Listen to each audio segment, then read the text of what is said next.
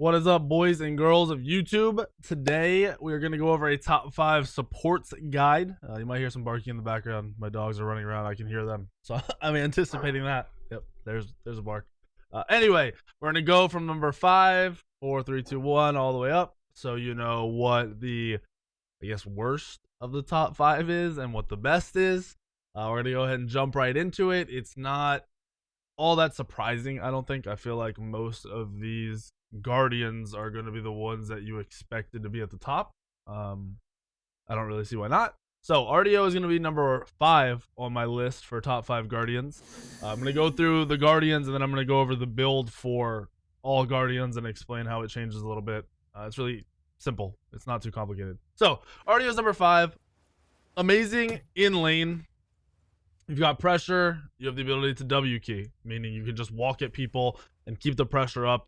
In team fights, your initiation is a little lacking, I guess would be the word I'm looking for. You're not a great initiator, but if your whole team is able to W key with you, or you are able to run at people with 1 or 2 of your teammates behind you, you'll do just fine. Playing corners, and like I said, playing in lane is great for this god. She's amazing. She does a lot of work. I think in rank, she excels far more than in the SPL, same with casuals, because you can kind of almost pressure and carry on your own with RDO. Plus, the protection shred, the kit that has a stun, a dash, a root, healing in it. It's got a bit of everything. It's everything, right? It's just not the perfect initiation, and it's not the perfect peel god. It is very good at running at people. That's why it's number 5. Number 4 on the list is going to be Gabe. Perfect for counter initiation or initiation. If you have blink, counter initiation, you've got the ult to peel, you've got the knock up to peel, you have the shield to stop people from diving, your teammates, your carries. Has a bit of everything. Laning phase probably the weakest of most of these gods, and that's just what you have to deal with. If you're picking Gab, you're playing for the mid to late game, and you're playing to protect your teammates. Or if you do get a lead, then you're looking for those blink hot initiations to blow people up. Not that complicated. So that was number 4. Number 3 on the list is Athena, where Geb is actually a very strong counter to Athena, oddly enough. But Athena still works against Geb, and she works against just about everyone else. Playstyle's a little bit different because you have the ability to initiate, you've got dash taunts, you've got the ability to run up and taunt, you have global ultimate pressure, meaning you can be anywhere on the map. If your soul lane's diving, you can ult right over there. If you need to defend a buff, you can ult over there. If you invade a buff and then your team is doing something somewhere else, you can be part of that fight. She's got it all pretty much. She has the damage. She can clear camps decently fast. Her laning is not bad at all. You got the blocks from the passive. She got a bit of everything, right? I think the global ult and the fact that you have this taunt that is game changing is what makes her top 5 and will almost always keep her in the top, it seems like. She may fall out for a few months, but for most of the time, she's there, right? So that's number 3. Number 2 on the list is going to be probably the most argued thing. You could flop Athena in this god, really, but it's going to be Fafnir. I talked about this on stream last night. It appears, from what I'm seeing in competitive play, even in some ranked games, that double hunter is going to be back in the meta. I said it. Everyone hates it. I hate it. It's fucking annoying. But whenever you have a time where 2 hunters are core and most consistent and work very well, the Guardian that almost always does the best with a double hunter is a Fafnir.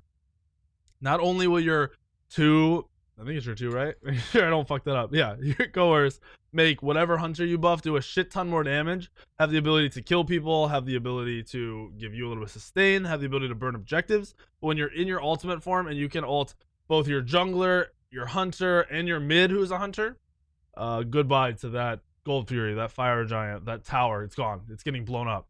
Your team fight is still very good on this god for both buffing your teammates, for initiating, for being annoying in team fights because of all of what this god does. He has lockdown. He's very, very annoying. Now, if the meta somehow magically shifts away from what's obvious, right? To me, it's obvious. I've seen Double Hunter played a lot over the last couple weeks. More so in scrims, so some of you might not have seen it, but you are seeing it in competitive play. It is happening in the SPL. Not happening in Europe yet. Happening in NA. It's gonna be the thing to play and the most common thing we see, I think, going into the LAN. You will see Double Hunter. You will see 2 Guardians. and you will either see a guardian jungle or a warrior jungle who can dive, especially the ones like Rat with some shred, meaning the other team can go full defense and you can still do a decent amount of damage, right? That's what you're gonna see. Sadly, the meta seems to do this every year. I don't know how Hi-Rez does it to us, but it appears to be happening again. Fucking sucks. I hate it. So that was number 2 on the list. Number 1, I think everyone already knows, it's Terra. She recently got a change to her ultimate. It's a completely different ultimate. It's no longer global. It has damage. It has healing. It is basically a 20% damage swing. Any enemy that you hit with it takes 10% more damage, and any of your teammates you hit with it take 10% less damage. So if you hit someone on their team and you hit the person on your team they're going for, you're going to kill them and your teammate's going to live. It's really annoying. On top of the reduction, like I said, a heal. You can see the scaling there. The damage, the heal over time. She's fucking annoying. And not only that, they brought a root back on her fucking monolith, which is really, really annoying.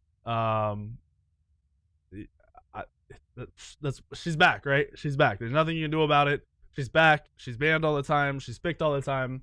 That's life. That's all it is. So, let's go into the build real quick. It's not complicated.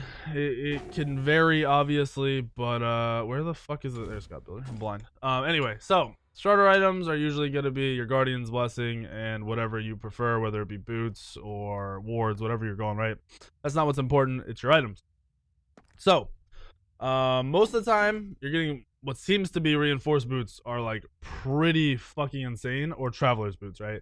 You're going one or the other. I believe reinforced boots is going to be the best for you. The new, I guess not the newer build, the build I'm seeing more often is your first couple of items focus on your team surviving, and obviously you're getting reinforced boots because early is the only time guardians die.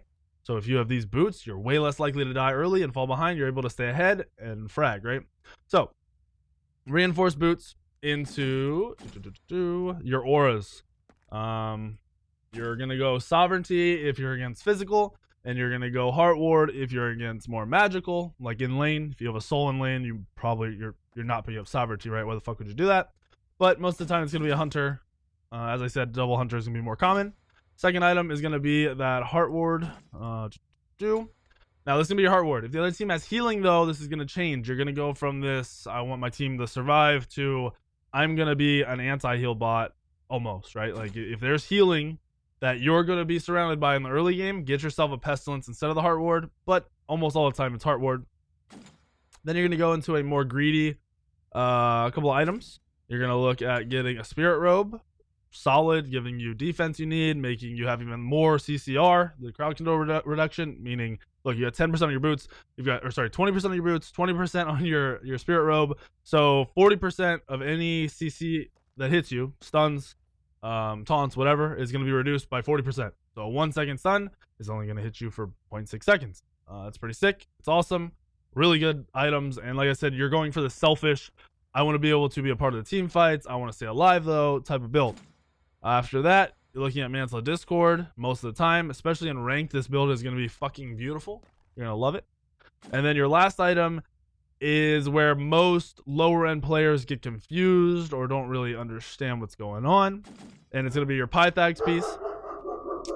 There's the dogs barking. That's what I was waiting for the last 20 minutes.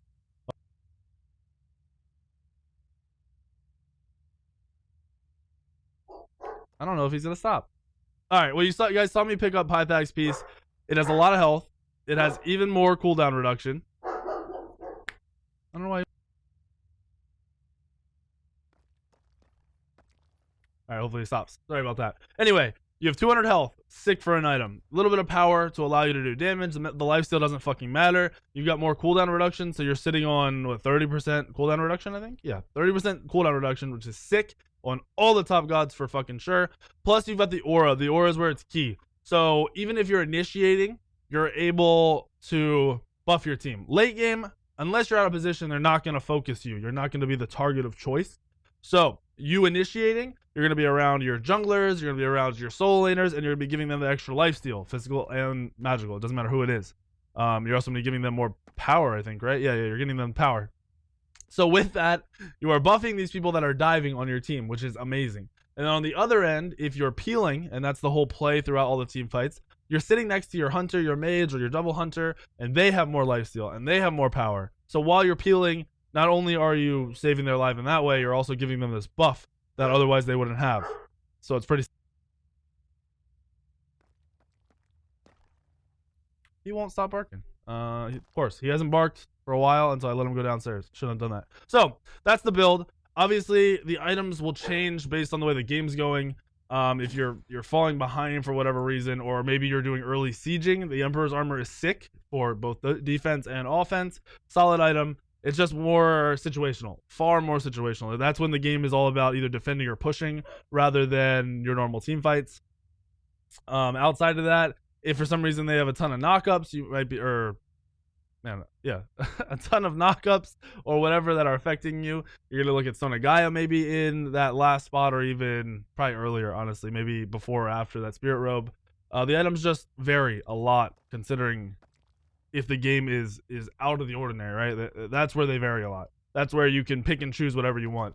But ideally, this is your core build. You can go with this build every game and be very happy with your items. You won't have much to worry about.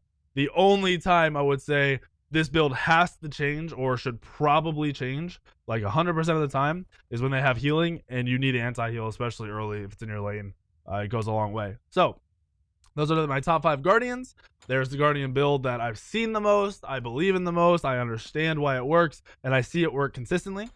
Outside of that, I really don't have anyone else I would honorably mention for the support role. I don't think Serb is very good anymore. I think if you're being forced onto like Sobek or Ymir, it's kind of questionable. Sylvanas isn't the worst, but these guys are just far better, and he doesn't really get in that conversation. And then even for like Warriors, Amaterasu, not that good, not going to be that consistent. I recommend focusing on those 5 gods, more specifically Terra, Athena, Fafnir right now, if you are a support main, and meaning you're a support main, that's what you're going to play the most. Play those gods, learn those gods, focus on those gods, learn your build, and you're good to go. I hope this video helped you guys a little bit. I haven't really paid too much attention to the support role until I started thinking about this video, and it kind of opened my eyes to what the top supports are thinking, doing, kind of what's going on, why Gauntlet of Thieves isn't picked up that much anymore.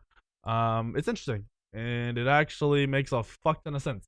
Like I said, hopefully this video helped you guys. Please hit the subscribe button right now. We want to get up to 200,000. I don't know when it's going to happen, but that's a dream. I'll see you all in the video later tonight.